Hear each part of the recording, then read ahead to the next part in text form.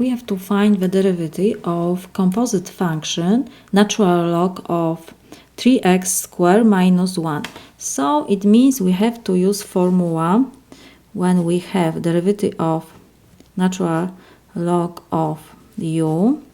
This is equal 1 over u times du over dx. So in our case, u is equal 3x squared minus 1. So we have to find the derivative of 3x minus 1. U prime is equal du over dx. So this is equal.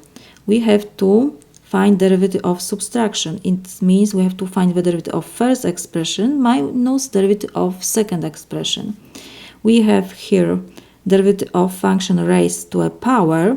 So first we just copy the constant 3 and derivative of x squared is 2 times x to power 2 minus 1 minus derivative of constant is 0. So this is equal 6x to first power we don't have to write.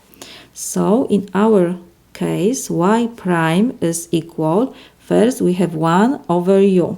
So we have 1 over 3x squared minus 1 times derivative of u is equal 6x.